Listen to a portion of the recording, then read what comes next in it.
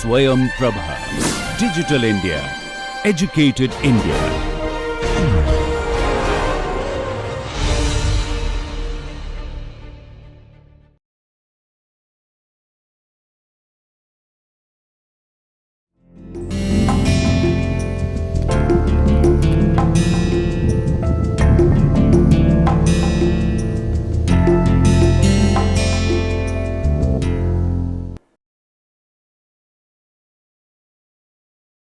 नमस्कार प्रिय छात्रों, मैं आज आपके सामने फिर एक बार उपस्थित हूँ अपने इस कोर्स टाइटल अप्लाइड साइकोलॉजी के साथ, यानी व्यवहारिक मनोविज्ञान। और इस कोर्स का आज ये लेक्चर नंबर 25 है, यानी 25वां सत्र है ये हमारा आज इस कोर्स का। और इस कोर्स का टाइटल है, आज हमारा जो सत्र है उसका जो टाइटल है वो है इंट्रोडक्शन टू काउंसलिंग साइकोलॉजी। और आज हम इस सत्र में काउंसलिंग साइकोलॉजी के बारे में चर्चा करेंगे और ये समझने का प्रयास करेंगे कि काउंसलिंग साइकोलॉजी क्या है और जो काउंसलिंग साइकोलॉजी के क्षेत्र में जो एक्सपर्ट्स कार्य करते हैं, यानी काउंसलर के रूप में, उनके लिए कौन कौन सी बातों का उन्हें ध्यान रखना होता है और कौन कौन सी कैरेक्टरिस्टिक्स उनके अंदर होनी चाहिए एक बेहतर काउंसलर होने के लिए, और किस तरीके से काउंसलिंग साइकोलॉजी जो है वो ह्यूमन पॉपुलेशन को, उनकी लाइफ को बेटर बनाने में हेल्प करती है। तो इस सभी बातों पे हम आज चर्चा करेंगे अपने इस आज के सत्र में। सबसे पहले हम बात करेंगे और उसके द्वारा हम ये समझने का प्रयास करेंगे कि काउंसलिंग साइकोलॉजी क्या है। तो अगर हम परिभाषा की बात करें तो counselling psychology is a distinct profession with in the field of psychology whose specialist focus is the application of psychological and psychotherapeutic theory and research to clinical practice। यानी कि हम ये देखते हैं यहाँ पर इस परिभाषा में कि काउंसलिंग साइकोलॉजी को एक अलग तरह का with in the field of psychology, एक अलग प्रकार का उसको प्रोफेशन माना गया है। और साथ ही साथ ये जो इसका फोकस है, स्पेशलाइज्ड फोकस काउंसलिंग साइकोलॉजी का, that is on applying psychological and psychotherapeutic theories, यानी कि मनोवैज्ञानिक और जो साइकोथेरेपी से संबंधित जो सिद्धांत हैं उनका इस्तेमाल करना और उनसे संबंधित जो भी रिसर्चेज हैं, यानी जो रिसर्च फाइंडिंग्स हैं उनका भी इस्तेमाल करना। और इस सभी के इस्तेमाल से जो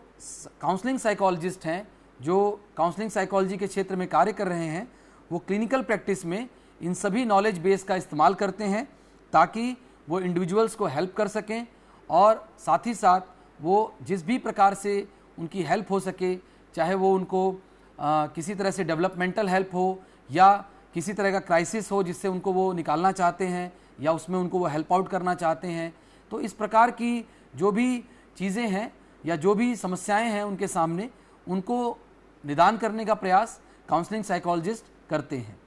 अब हम बात करेंगे कि काउंसलिंग साइकोलॉजिस्ट कौन होते हैं। तो काउंसलिंग साइकोलॉजिस्ट जो हैं उनके लिए हम ये कहेंगे that counselling psychologist is a professional who examines a person's experiences to identify and treat underlying issues to formulate a tailored plan to improve psychological functioning and well-being। अब यहाँ पर हम ये देखते हैं कि सबसे पहले तो ये एक प्रोफेशनल है, यानी कि एक पेशेवर यहाँ पर ये कार्य कर रहे हैं। और दूसरी महत्वपूर्ण बात कि ये उस व्यक्ति से संबंधित जो भी उसके अनुभव हैं उनको उनके आधार पर और उसके द्वारा जो प्राप्त जानकारी है उसके आधार पर ये सर्वप्रथम ये प्रयास करते हैं समझने का, यानी आइडेंटिफाई करने का कि जो भी समस्याएं हैं या कोई भी इशू, अगर वहाँ पर किसी भी प्रकार की कोई अगर प्रॉब्लम है तो वो क्या है, सर्वप्रथम उसको आइडेंटिफाई करना एंड देन आफ्टर आइडेंटिफिकेशन उसको ट्रीट करने का प्रयास करना, यानी उसको रेमेडिफाई करने का जो प्रयास है, उसको रेक्टिफाई करने का जो प्रयास है वो करना। और साथ ही साथ इसमें जो सबसे महत्वपूर्ण बिंदु है वो है to formulate a tailored plan, यानी कि उस व्यक्ति विशेष के लिए, जो कि यहाँ पर क्लाइंट के रूप में है, उसके लिए एक ऐसा प्लान बनाना जो कि केवल उस व्यक्ति विशेष के लिए जो बहुत ज़्यादा उपयोगी है, या यूं कह लीजिए कि केवल उसी को ध्यान में रखते हुए वो बनाया गया है। और साथ ही साथ इससे इस तरह की जो इंटरवेंशन है जो उस व्यक्ति विशेष के लिए डिज़ाइन किया गया है, उससे उस व्यक्ति की जो ओवरऑल साइकोलॉजिकल फंक्शनिंग है उसको और उसकी वेलबींग को बेहतर करने का प्रयास किया जाता है। तो काउंसलिंग साइकोलॉजिस्ट का रोल है कि एक किसी भी जो क्लाइंट उसके पास आते हैं उनसे जानकारी प्राप्त करना, उनके जो भी एक्सपीरियंसेस हैं, जो भी उनकी प्रॉब्लम्स हैं उनको समझना और उसके आधार पर एक स्ट्रेटजी और एक प्लान बनाना और ट्रीटमेंट को कंफर्म करना कि कौन सी ट्रीटमेंट उनको दी जाएगी, और वो ट्रीटमेंट केवल उस पर्टिकुलर व्यक्ति के लिए वो बनाई जाएगी, या वो प्लानिंग जो की जाएगी, डिज़ाइन की जाएगी जो ट्रीटमेंट, वो उस व्यक्ति विशेष के लिए की जाएगी, और उससे उस व्यक्ति की जो मनोवैज्ञानिक हम कह सकते हैं, जो साइकोलॉजिकल उसकी फंक्शनिंग है और उसका ओवरऑल वेलबींग है, वो भी बेहतर करने का प्रयास किया जाता है। अब यहाँ पर हमें एक और बात समझनी है, वो ये है कि काउंसलिंग साइकोलॉजी किस प्रकार से जो दूसरे अन्य जो विधाएं हैं साइकोलॉजी की, और ख़ास करके अगर हम बात करें तो क्लिनिकल साइकोलॉजी,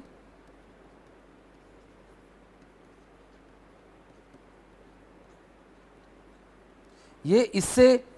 अगर हम बात करें कि किस प्रकार से अलग है, तो क्लिनिकल साइकोलॉजिस्ट जो होते हैं कहीं ना कहीं उनमें और एक काउंसलर में या काउंसलिंग साइकोलॉजिस्ट में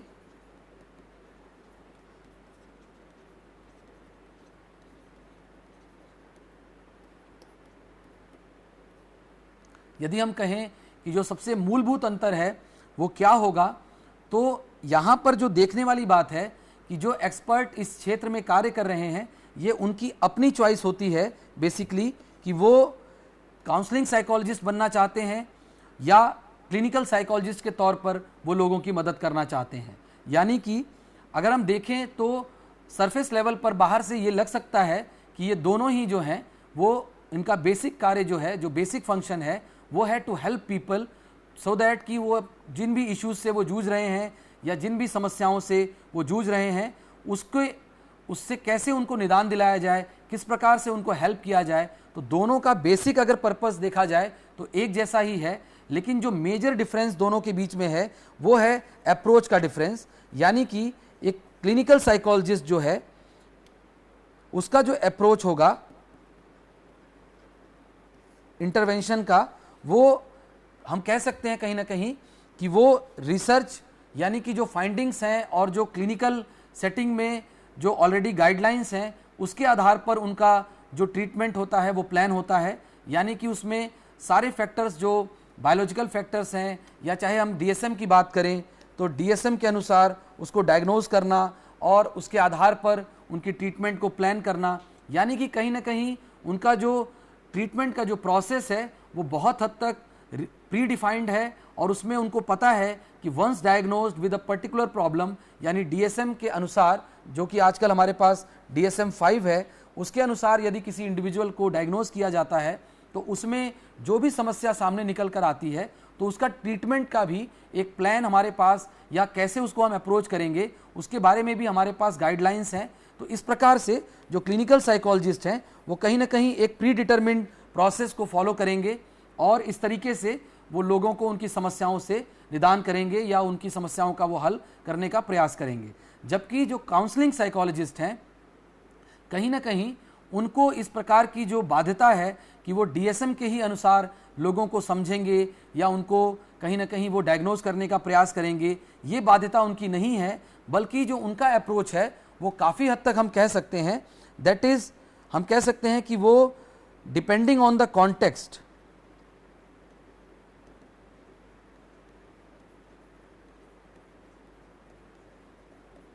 और इस कॉन्टेक्स्ट में सबसे महत्वपूर्ण है वो व्यक्ति, यानी वो इंडिविजुअल जो हेल्प लेने आया है या किसी प्रकार की काउंसलिंग सर्विस जो लेने आया है, उसको क्या उसकी रिक्वायरमेंट है, उसकी जो समस्या है उसका नेचर कैसा है, और उसकी जो वास्तव में जो इश्यूज़ उसको हैं उसको किस तरह से देखा जाना चाहिए, और उन इश्यूज़ में भी उस पर्टिकुलर व्यक्ति की जो एक्सपेक्टेशंस हैं इस पूरे प्रोसेस से वो क्या हैं। तो कहीं ना कहीं काउंसलिंग साइकोलॉजिस्ट इस मामले में क्लिनिकल साइकोलॉजिस्ट की तरह एक प्री डिटर्मिन्ड वे में काम नहीं करते, बल्कि वो पूरी तरह से उस अपने जो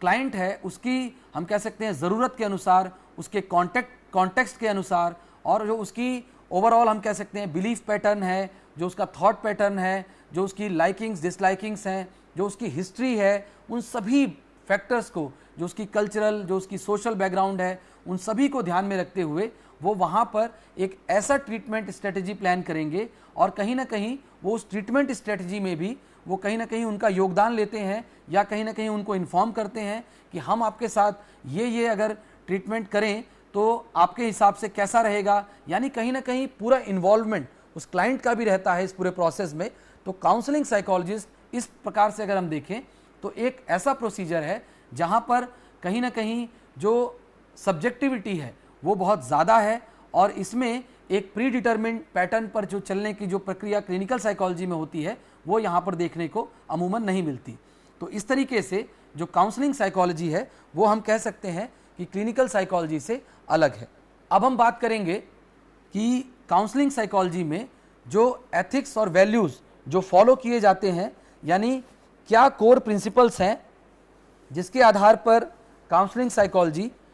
कार्य करती है।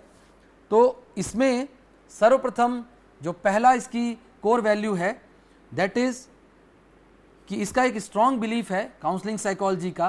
कि ऑल पीपल आर यूनिक। यानी कि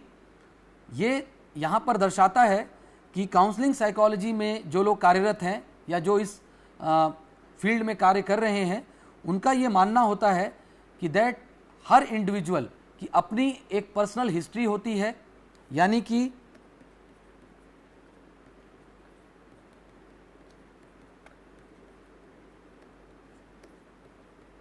वो व्यक्ति कहीं ना कहीं एक यूनिकनेस है उसके अंदर, और उसके जो लाइफ सर्कमस्टांसेस हैं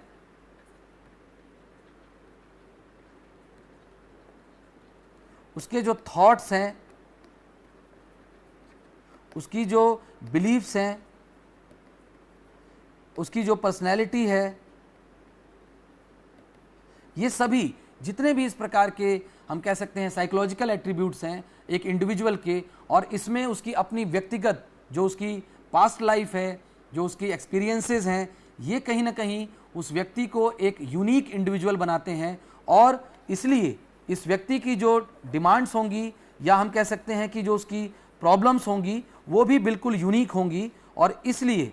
यहाँ पर काउंसलिंग साइकोलॉजी में इस बात पर बहुत फोकस किया जाता है कि that every individual being unique should be treated uniquely. यानी कि जब हर व्यक्ति यूनिक है तो उसकी समस्याएं भी यूनिक होंगी, जो कि उसी के हम कह सकते हैं कि संदर्भ में उसको देखा जाना चाहिए, उनको समझा जाना चाहिए, और उसी के संदर्भ में यानी उस व्यक्ति के कॉन्टेक्स्ट में ही उसको ट्रीट करने का या उसको एड्रेस करने का प्रयास किया जाना चाहिए। देन जो सेकंड हम कह सकते हैं वैल्यू है काउंसलिंग साइकोलॉजी की, that is human beings are complex and cannot be seen as separate from context. यानी कि जैसा हम अभी बात कर रहे थे कि ह्यूमन बीइंग्स की जो ओवरऑल लाइफ है वो एक बहुत ही कॉम्प्लेक्स हम कह सकते हैं, उसमें इश्यूज़ होते हैं और उसमें बहुत सारे वेरियस फैक्टर्स होते हैं जो ह्यूमन बीइंग की लाइफ को प्रभावित करते हैं, जैसे उसकी सोशल लाइफ, उसकी पर्सनल लाइफ, उसकी फैमिली लाइफ, उसका जो भी पास्ट एक्सपीरियंसेस हैं, उसकी जो एक्सपेक्टेशंस हैं और उसकी जो बिलीव्स हैं। तो इस तरह से ऐसे बहुत सारे फैक्टर्स हैं जो उस इंडिविजुअल की ओवरऑल हम कहें अगर थिंकिंग पैटर्न को, उसकी लाइफ को समझने में हम कह सकते हैं एक कॉम्प्लेक्सिटी होती है, और उस कॉम्प्लेक्सिटी को समझने के लिए हमें कहीं ना कहीं उस व्यक्ति को उसके अपनी लाइफ के कॉन्टेक्स्ट में उसको देखना होगा, और हमें जो भी उसके लिए प्लानिंग करनी है, चाहे वो कोई ट्रीटमेंट हो या कोई इंटरवेंशन हो, वो सब उस व्यक्ति के उस परिवेश में रहकर उसको समझते हुए, उसको ध्यान में रखते हुए ही किया जाना चाहिए। Then second is third value of counselling psychology is everyone has their own individual subjective experience of the world and others in it। यानी कि जो इंडिविजुअल है, जो आपके पास किसी भी प्रकार के इशू को लेकर आया है, कहीं ना कहीं उसका अपना एक इंडिविजुअल पर्सपेक्टिव है, वो किस तरह से वर्ल्ड को देखता है और खुद को वो उस वर्ल्ड में कैसे देखता है, ये दोनों ही बड़े अलग अलग हम कह सकते हैं कि एक्सपीरियंसेस होते हैं। और हम जिस तरीके से दूसरे लोगों को देखते हैं और खुद हम अपने बारे में जिस तरीके से सोचते हैं, अगर ये हम अपने लिए भी थोड़ी देर के लिए इसको सोचें तो कहीं ना कहीं हम अपने आप को हर परिस्थिति में एक अलग एंगल से देख सकते हैं, जो कि कोई भी दूसरा व्यक्ति हमें उस तरीके से देख नहीं सकता। यानी वो हमारे इंडिविजुअल पर्सपेक्टिव को, हमारी सब्जेक्टिविटी को कोई भी व्यक्ति पूरी तरह से नहीं समझ सकता। और इसीलिए जो हमारा एक पर्सपेक्टिव होगा, जो हमारा एक पर्सनल सब्जेक्टिव एक्सपीरियंस होगा, वो यूनिक भी होगा, वो कॉम्प्लेक्स भी होगा, और कहीं ना कहीं उसमें हम खुद को जिस तरह से देखते हैं, खुद को जिस तरीके से हम रखते हैं, वो बिल्कुल अलग होगा जैसा कि दूसरे हमें देखते हैं उससे। तो इसलिए इसका भी ध्यान रखा जाना काउंसलिंग साइकोलॉजी में बहुत ज़रूरी है। Then another value of counselling psychology is that all human experience is equally valid. अब ये यहाँ पर बहुत ही इंपॉर्टेंट इसलिए हो जाता है क्योंकि एज एन एक्सपर्ट कई बार हम ये फील कर सकते हैं, और केवल एक्सपर्ट ही नहीं, कोई आम आदमी भी अगर आप उसके पास जाएं तो हर व्यक्ति को ये लगता है कि उसका अपना जो सोचने का तरीका है, जो उसका थॉट पैटर्न है,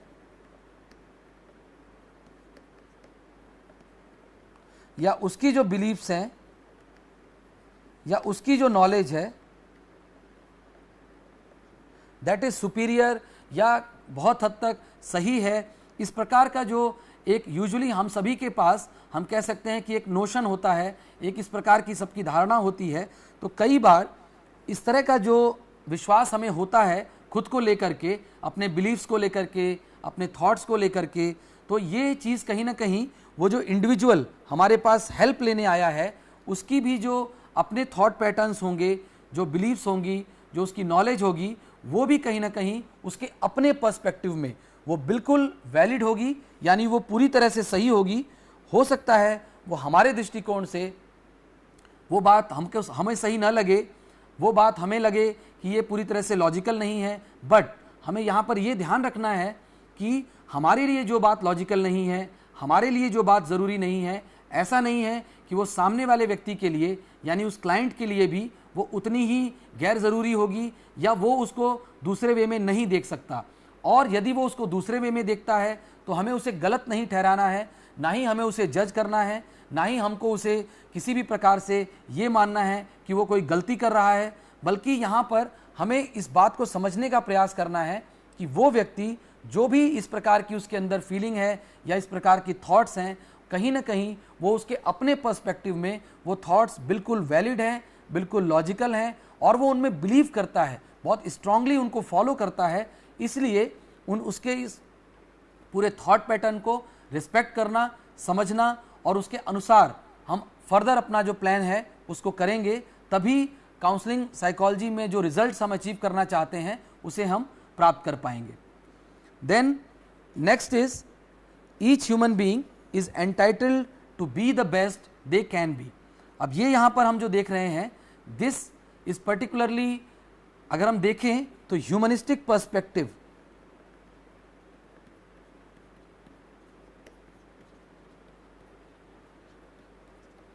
पर आधारित होकर के इस बात को हमें समझने का प्रयास करना होगा, क्योंकि काउंसलिंग साइकोलॉजी जो है उसका जो मूलभूत है वो ह्यूमनिस्टिक पर्सपेक्टिव से ही काउंसलिंग साइकोलॉजी का जो बेसिक हम कह सकते हैं उसकी वैल्यूज़ हैं वो कहीं ना कहीं ह्यूमनिस्टिक पर्सपेक्टिव से निकल कर आती हैं। और ह्यूमनिस्टिक पर्सपेक्टिव के एरिया में अब्राहम मास्लो और कार्ल रॉजर्स, इनको हम देखते हैं कि इनका बहुत योगदान है, और इन्होंने ही ह्यूमनिस्टिक पर्सपेक्टिव की हम कह सकते हैं शुरुआत भी की थी। और इन लोगों के अकॉर्डिंग ये देखा जाता है कि दैट एवरी इंडिविजुअल, उसके लिए जो हाईएस्ट उसकी नीड होती है that is of self actualisation.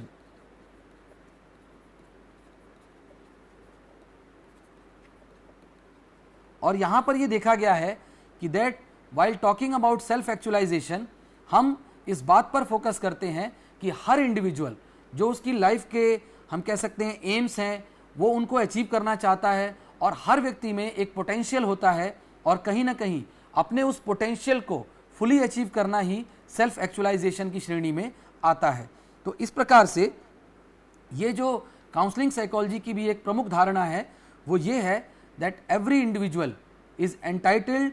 To be the best they can be, यानी कि हर व्यक्ति को इस बात का पूरा अधिकार है और उसे इस बात का मौका मिलना चाहिए कि वो अपने फुल पोटेंशियल को अचीव करे। तो इस प्रकार से काउंसलिंग साइकोलॉजी का जो मुख्य उद्देश्य है वो यहाँ पर ये है कि किस तरह से हम इंडिविजुअल्स को उनकी फुलेस्ट पोटेंशियल को अचीव करने में हेल्प कर सकते हैं।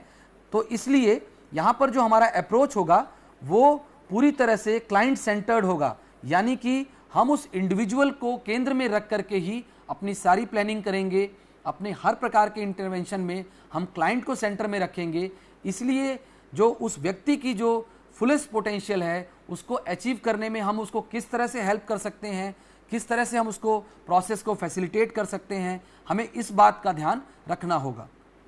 Then we talk about psychologist and client relationships should be as non hierarchical as possible, यानी कि अमूमन ये देखा जाता है कि जब भी कोई व्यक्ति एक एक्सपर्ट के तौर पर कार्यरत होता है तो कहीं ना कहीं उसे ये लगता है कि उसके पास ज़्यादा नॉलेज है, उसके पास ज़्यादा सब्जेक्ट की उसके पास ज़्यादा एक्सपर्टीज़ है और वो ज़्यादा बेहतर तरीके से चीज़ों को समझता है। और जो व्यक्ति उसके सामने आया है कहीं ना कहीं वो समस्या में है, परेशानी में है, तो वो एक प्रकार से हम उसको कह सकते हैं कि वो व्यक्ति हमसे मदद लेने आया है, या कहीं ना कहीं वो हमसे छोटा है इन द सेंस ऑफ कि एक्सपर्टीज़ की अगर हम बात करें या नॉलेज की बात करें तो कहीं ना कहीं हमारे अंदर ये टेंडेंसी आ सकती है that we feel our self as superior और somebody who is upper in the hierarchy. लेकिन काउंसलिंग साइकोलॉजी में इस चीज़ को बहुत ज़्यादा एम्फेसाइज किया गया है कि that there should be no hierarchy, यानी कि किसी भी तरह से आप अपने क्लाइंट से ऊपर नहीं हैं या उससे बेहतर नहीं हैं, इसलिए आपको क्लाइंट को अपने पैरेलल ट्रीट करना होगा, एज एन इक्वल उसको आपको ट्रीटमेंट देनी होगी, यानी इक्वल ट्रीटमेंट। और जब हम इक्वल ट्रीटमेंट की बात करते हैं तो इसके लिए जो एक कंडीशन है that is unconditional positive regard, यानी कि वो व्यक्ति कितना भी उसमें गलतियां हों या उसके अंदर किसी भी प्रकार की कोई भी हम कह सकते हैं फ्लॉ हो, उस सब के बावजूद एक काउंसलर का जो सबसे इम्पॉर्टेंट काम है वो है to maintain unconditional positive regard, यानी एक काउंसलर को अपने क्लाइंट के प्रति हर स्थिति में, हर परिवेश में एक अनकंडीशनल पॉजिटिव रिगार्ड मेंटेन करना आवश्यक है। यानी बिना किसी शर्त के उसको उसके प्रति पॉजिटिव रहना है, सकारात्मक रहना है और हमेशा इस बिलीफ को उसको ध्यान में रखना है कि वो व्यक्ति, उसमें हमेशा सुधार की गुंजाइश है, वो व्यक्ति, उसके अंदर ये कैपेसिटी है कि वो आज जिस स्थिति में है ये उससे बेहतर स्थिति में खुद को ला सकता है, और उसके अंदर ये कैपेसिटी है, उसके अंदर ये काबिलियत है कि वो अपने फुलेस्ट पोटेंशियल को अचीव करेगा। और यहाँ पर हमारा रोल उसको किसी भी तरीके से हम ये ना कहें कि वो हम पर डिपेंडेंट है या हम उसको बेहतर बनाएंगे, ये ना मानते हुए हमेशा हमें इस बात पर ध्यान रखना है कि हमारा रोल केवल यहाँ पर एक फैसिलिटेटर का है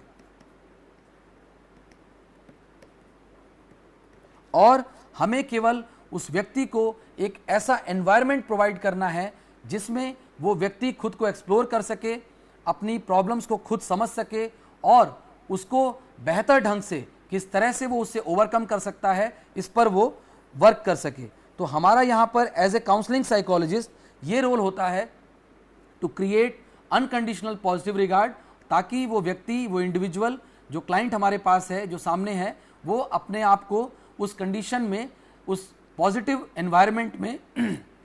उस पॉजिटिव एनवायरनमेंट में वो एक्सप्लोर कर सके और साथ ही साथ अपनी समस्याओं को बेहतर ढंग से उनसे वो निदान पा सके। Then the last point is that decisions affecting clients should be made in collaboration with them. यानी कि हम क्लाइंट से संबंधित जो भी निर्णय लेंगे, जो भी प्लानिंग करेंगे, जो भी इंटरवेंशंस हम डिजाइन करेंगे,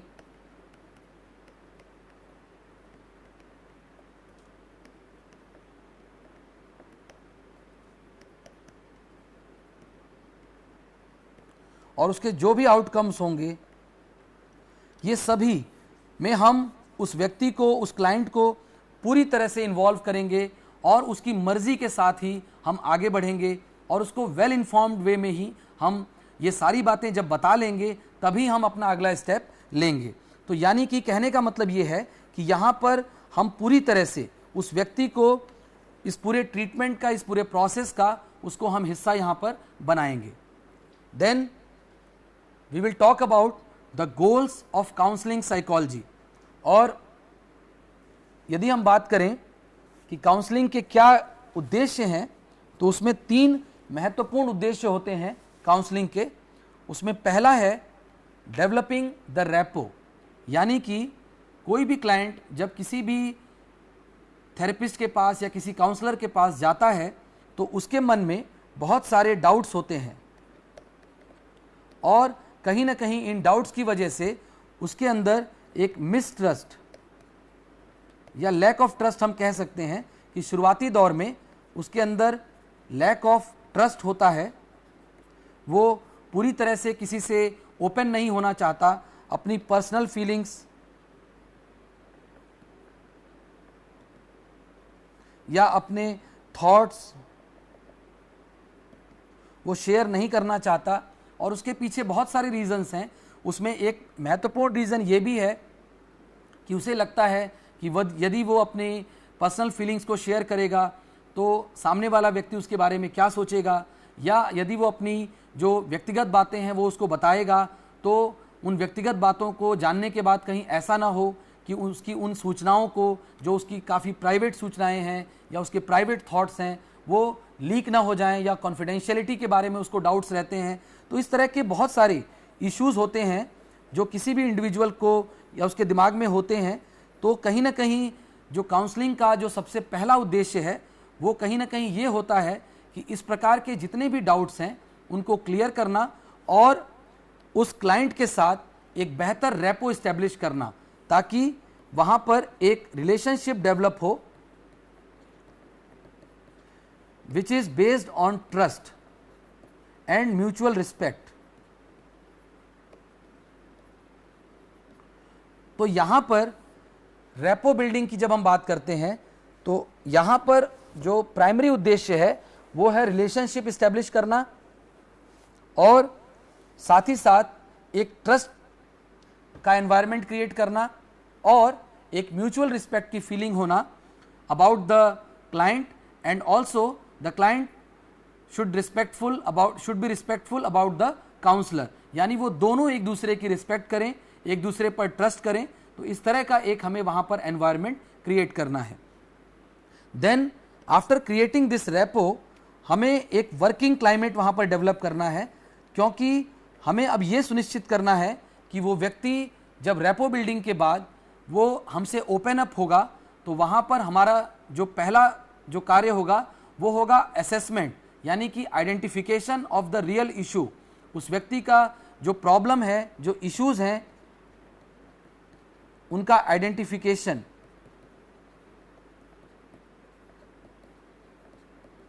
और उस आइडेंटिफिकेशन के लिए अलग अलग तरह के हम टेस्ट कर सकते हैं और हम उसका इंटरव्यू कर सकते हैं, उससे बातचीत कर सकते हैं, यानी कम्युनिकेशन।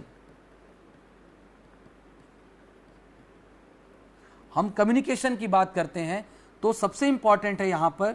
कि जो काउंसलर है उसको अपने क्लाइंट के साथ एक बहुत ही इफ़ेक्टिव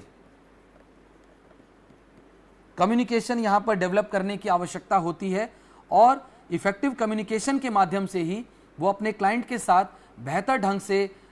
उसकी समस्या को समझ पाएगा, उसकी सभी जो अंडरलाइंग कॉजेज़ हैं उनको समझ पाएगा, उसकी जो बैकग्राउंड है, उसकी जो सर्कमस्टांसेस हैं, उसकी जो फीलिंग्स हैं वो उनको समझ पाएगा। तो इस प्रकार से जो उसके बीच में वहाँ पर हमें एक ऐसा वर्किंग क्लाइमेट तैयार करना है as an expert, as a counsellor. ये हमारी ड्यूटी है कि हम एक ऐसा कंड्यूसिव एनवायरनमेंट, एक वर्किंग एनवायरनमेंट वहाँ पर क्रिएट करें कि वो व्यक्ति हमारे साथ हर एक बात को कम्युनिकेट करे, हर एक बात को शेयर करे और ट्रस्टफुल वे में वो हमसे अपनी सारी जो भी उसकी प्रॉब्लम्स हैं या जो उसकी एक्सपेक्टेशंस हैं वो उनको शेयर करे। इसके बाद जो अगला गोल है काउंसलिंग का, that is identifying the immediate and long term needs of the client. यानी कि यहाँ पर दो तरह के मुख्य उद्देश्य होते हैं। एक कि इमीडिएट नीड्स, यानी कि करंट में आज उस व्यक्ति की जो भी प्रॉब्लम्स हैं या इश्यूज हैं उसको एड्रेस करना, उसको रिजॉल्व करना। जैसे एक उदाहरण के लिए अगर हम सिर्फ बात करें तो एंजाइटी, यदि वो व्यक्ति एंजाइटी से जूझ रहा है या उसको एंजाइटी की समस्या है तो वो व्यक्ति हमारे पास इस इमीडिएट प्रॉब्लम को लेकर के आया है, तो सर्वप्रथम हमारा उद्देश्य ये होना चाहिए कि किस तरह से हम उसकी इस इमीडिएट प्रॉब्लम को एड्रेस करेंगे, यानी किस तरह से हम उसे इस पर्टिकुलर प्रॉब्लम से जो कि उसके लिए एक इमीडिएट इशू है उसको कैसे रिजॉल्व करेंगे, कैसे ट्रीट करेंगे। और साथ ही साथ जो उसकी लॉन्ग टर्म की नीड्स हैं, यानी किस तरह से वो जो क्लाइंट है जो उसकी ओवरऑल वेलबींग है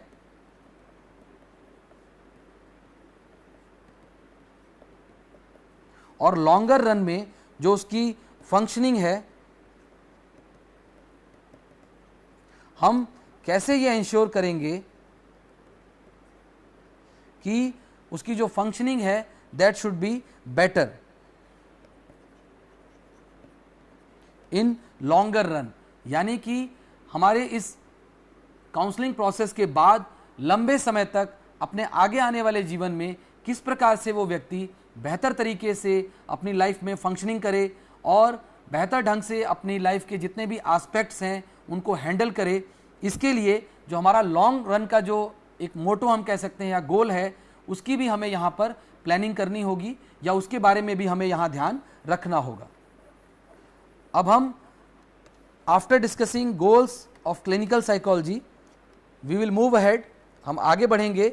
और हम बात करेंगे ऑब्जेक्टिव्स ऑफ काउंसलिंग की। यानी कि काउंसलिंग की ये जो पूरी प्रक्रिया है इससे जो हम प्राप्त करना चाहते हैं वो क्या है, इसके बारे में अब हम चर्चा करेंगे। तो सबसे पहला जो ऑब्जेक्टिव है of counselling that is to facilitate behaviour change. यानी कि कहीं ना कहीं जो हमारा एक प्राइमरी ऑब्जेक्टिव है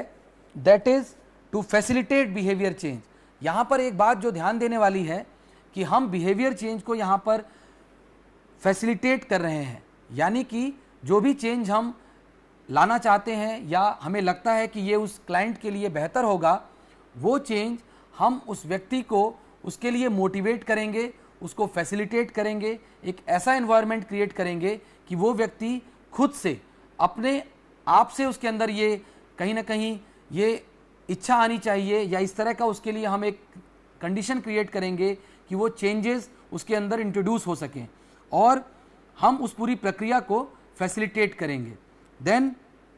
second objective is resolving the problems और इश्यूज। यानी कि जो दूसरा प्रमुख उद्देश्य है वो जो भी समस्याएं लेकर वो कैंडिडेट आया है या क्लाइंट आया है, चाहे वो करंट इश्यूज हों या पास्ट इश्यूज हों या फ्यूचर से संबंधित यदि उसको कुछ इश्यूज लग रहे हैं, तो इस तरह के जितने भी इश्यूज हैं उन सभी इश्यूज को या प्रॉब्लम्स को रिजॉल्व करने की हमारी जो ऑब्जेक्टिव हम कह सकते हैं या उद्देश्य हमारा रहता है as a counsellor. Then enhancing coping skills of the client. यानी कि जो क्लाइंट है उसको हम इस तरह से इक्विप करेंगे, इस तरह से उसको हम डेवलप करने का प्रयास करेंगे, उसको इस तरह से हम एनहांस करेंगे उसकी कोपिंग स्किल्स को, ताकि इन फ्यूचर वो खुद में सेल्फ कैपेबल हो to deal with certain problems. यानी कि यहाँ पर हमारा एक ऑब्जेक्टिव ये भी है कि हम उस क्लाइंट के अंदर इस तरह से कोपिंग स्किल्स को एनहांस करें कि सो दैट फ्यूचर में ये व्यक्ति अपने कोपिंग स्किल्स के ही मदद से जो भी समस्याएं आएंगी या जो भी चैलेंजेस आएंगे वो उनको बेहतर ढंग से उनसे वो लड़ पाएगा, या उनसे वो कहीं ना कहीं हम कह सकते हैं कि बेहतर तरीके से कोप कर पाएगा। तो इसके लिए enhancing coping skills of the client is an important objective. चौथा है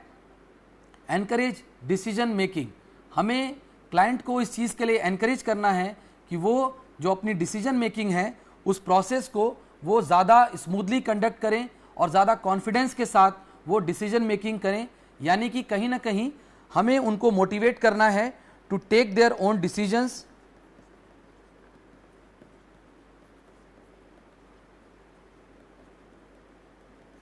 and also to create confidence in them, ताकि वो अपने डिसीजंस खुद लेना सीखें और खुद लें। तो इस प्रकार से हमें उनके अंदर ये एबिलिटी, इस एबिलिटी को एनहांस करना है, एनकरेज करना है कि वो खुद से अपने डिसीजंस लें और बेहतर तरीके से अपनी लाइफ को हैंडल करें, और उसके जो भी इश्यूज़ हैं उससे रिलेटेड जो भी डिसीजंस उन्हें लेने हैं वो कॉन्फिडेंस के साथ उन डिसीजंस को ले सकें। Then improving relationship. यहाँ पर एक उद्देश्य ये भी होता है of the counselling process, because कई बार ये देखा गया है that the clients they come up with problems related to their interpersonal relations and their relationship problems with their friends, their families. तो इस तरह के जो इश्यूज़ हैं, कहीं ना कहीं जो क्लाइंट है और उसकी जो रिलेशनशिप है, ये रिलेशनशिप दो तरह की हो सकती है, इंट्रापर्सनल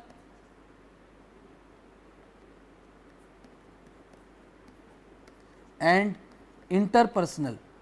यानी कि उस व्यक्ति की खुद से जो रिलेशनशिप है, यानी उसके जो सेल्फ के बारे में जो थॉट्स हैं और उसका अपने उन सेल्फ थॉट्स के बारे में जो उसका कॉन्ग्रुएंस है वो कैसा है, और वो कितना खुद के जो उसके थॉट्स हैं उनसे वो इत्तेफाक रखता है। तो इस प्रकार से जो उसका सेल्फ के साथ जो रिलेशनशिप है, यानी intrapersonal relationship as well as interpersonal relationship, जो उसका अपने फ्रेंड्स, फैमिली,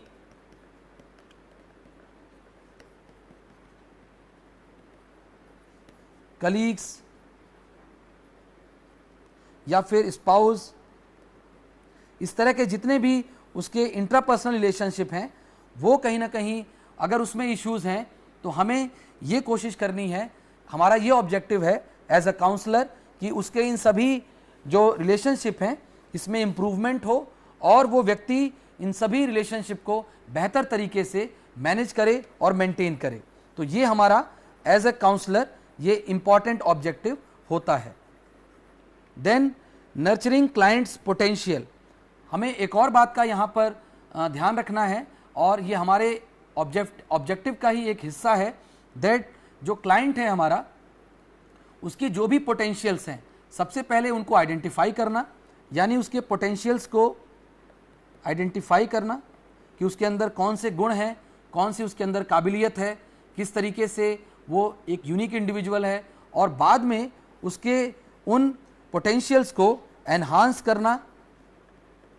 यानी कि उसको हेल्प करना, इसको फैसिलिटेट करना उसके इन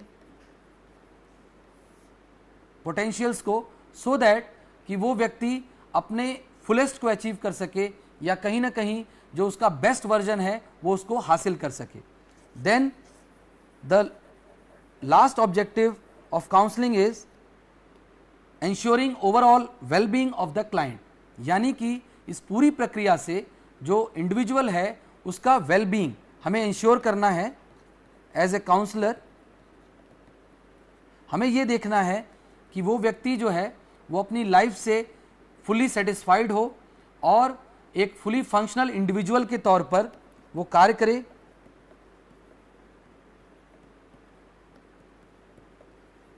और जो उसका ओवरऑल वेलबींग है, चाहे वो उसकी सोशल लाइफ हो, चाहे वो उसकी पर्सनल लाइफ हो, चाहे वो उसकी हम कहें वर्क लाइफ हो, in every sphere of life the individual should be a fully functional individual and also जो उसकी वेलबींग है वो बेहतर हो। तो ये हमारा एक प्राइमरी ऑब्जेक्टिव हम इसको कह सकते हैं कि जो शुरू से ही हमारा इस ऑब्जेक्टिव को अचीव करने का एक काउंसलर के तौर पर हमारा उद्देश्य रहता है। तो ये सभी जो ऑब्जेक्टिव्स हैं इस काउंसलिंग प्रक्रिया के साथ ये जुड़े हुए हैं। अब हमें जो अगली बात करनी है that is how a counsellor, what kind of characteristics a counsellor should have to become an effective counsellor, यानी कि एक परामर्शदाता जो है उसके अंदर किस प्रकार के गुण होने चाहिए जिससे कि वो एक बेहतर, एक इफेक्टिव काउंसलर बन सके। इसके लिए जो पहला कैरेक्टरिस्टिक है that is of self awareness, यानी कि जो काउंसलर है उसको कहीं ना कहीं सेल्फ अवेयरनेस होना चाहिए, उसकी अपनी कैपेबिलिटीज़ का, अपनी नॉलेज का, अपने एक्सपर्टीज़ का, अपनी जो थॉट्स हैं उसकी जो बिलीव्स हैं, इन सभी के बारे में जो काउंसलर है वो खुद से उसको इन बातों का अवेयरनेस होना चाहिए, यानी इन बातों के बारे में अपने से रिलेटेड इन सभी चीज़ों को, सभी पहलुओं को वो बेहतर ढंग से समझता हो और कहीं ना कहीं वो इस पूरे प्रोफेशन से, इस कार्य से क्या उम्मीद करता है, क्या एक्सपेक्ट करता है या करती है, इन सभी बातों का उसको पूरी तरह से अवेयरनेस होना चाहिए। और इसलिए एक अच्छे काउंसलर के लिए, यानी एक एफिशिएंट काउंसलर बनने के लिए सेल्फ अवेयरनेस एक मस्ट रिक्वायरमेंट होती है। Then the second characteristic is the counsellor should be open to suggestion, यानी कि काउंसलर को कभी भी रिजिड नहीं होना चाहिए और उसको ये नहीं मानना चाहिए कि जो वो समझता है या जो वो जानता है वही सही है।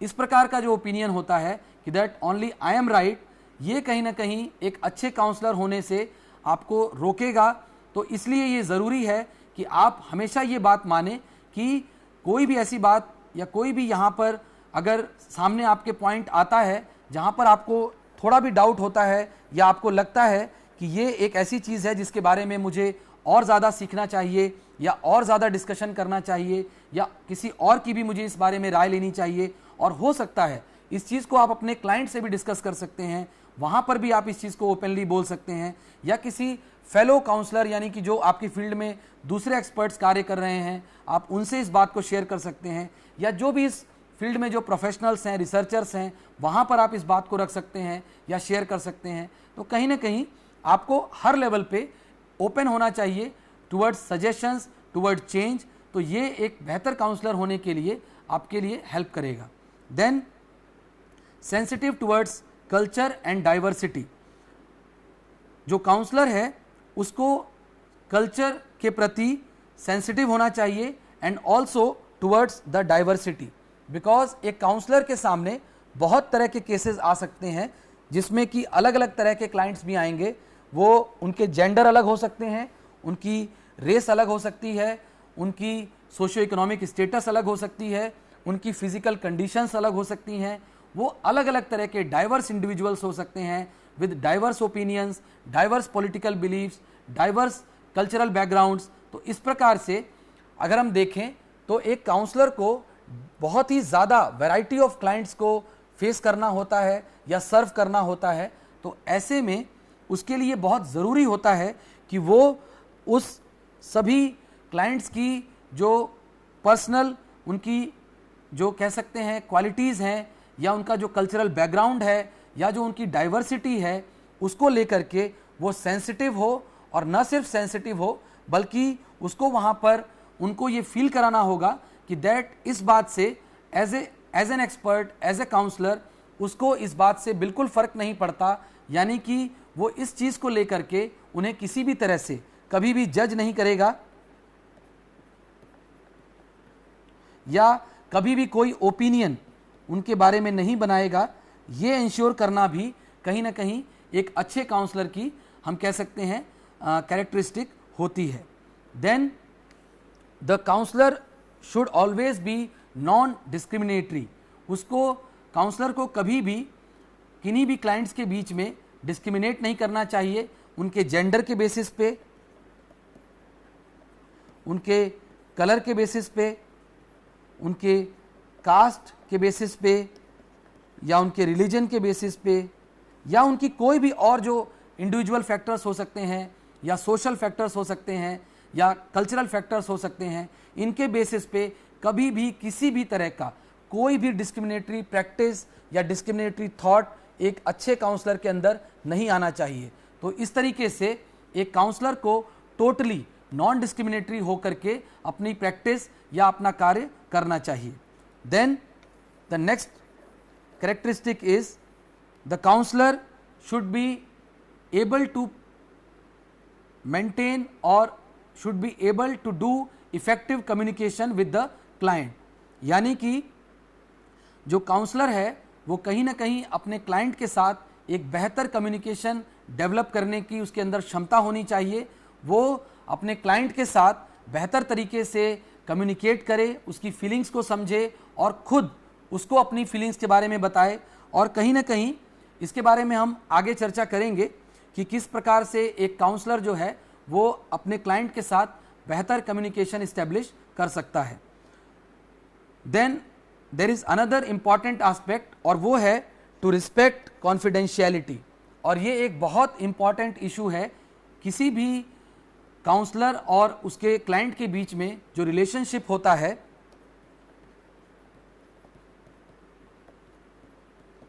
उसमें कॉन्फिडेंशियलिटी बहुत इंपॉर्टेंट रोल प्ले करता है। बिकॉज जब तक क्लाइंट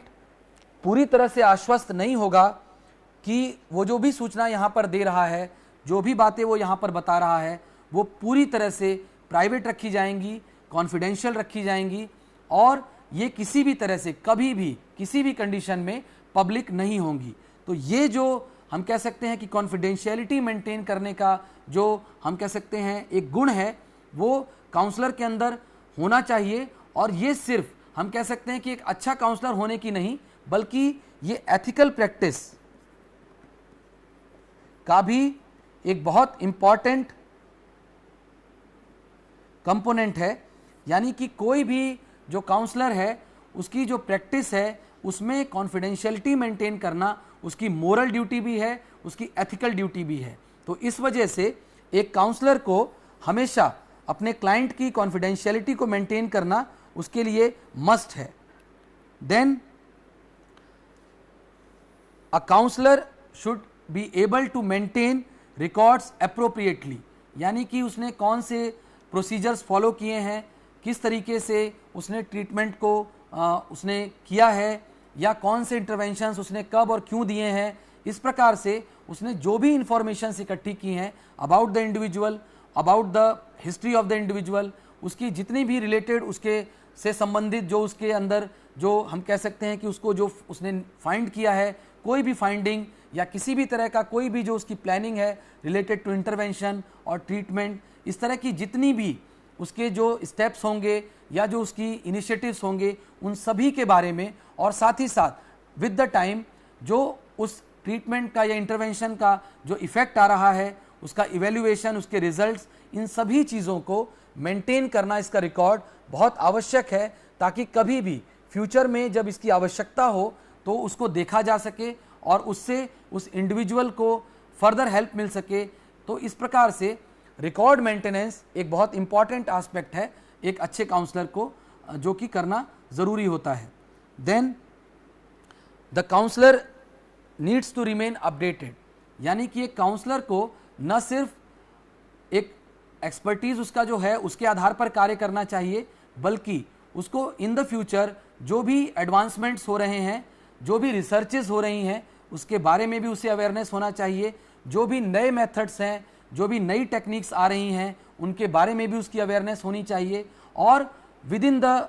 जो काउंसलिंग साइकोलॉजी की जो फील्ड है उसमें दूसरे प्रैक्टिशनर्स किस तरीके से न्यू प्रैक्टिसेस कर रहे हैं या कौन सी नई इफेक्टिव स्ट्रेटेजीज़ को अपना रहे हैं, इसके बारे में भी उसे अवेयरनेस होनी चाहिए और उसे खुद को अपडेट रखने के लिए हमेशा एफर्ट करना चाहिए। Then the counsellor should be passionate and derive meaning from work. ये एक ऐसा हम कह सकते हैं गुण है जिसको अगर हम इस वे में देखें कि कोई भी व्यक्ति काउंसलर क्यों बनता है, अगर हम उससे ये सवाल करें या वो व्यक्ति खुद से ये सवाल करे कि वो काउंसलर क्यों बना है या क्यों बनना चाहता है, तो काउंसलर बनने के पीछे जो उसका उद्देश्य है वो बहुत क्लियर होना चाहिए और उसके अंदर दूसरों की हेल्प करने की टेंडेंसी होनी चाहिए। और इसलिए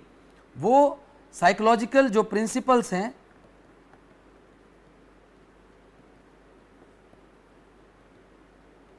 या जो साइकोलॉजिकल नॉलेज है उसका वो यूज करेगा सो दैट वो दूसरों को उनकी प्रॉब्लम्स या उनके इश्यूज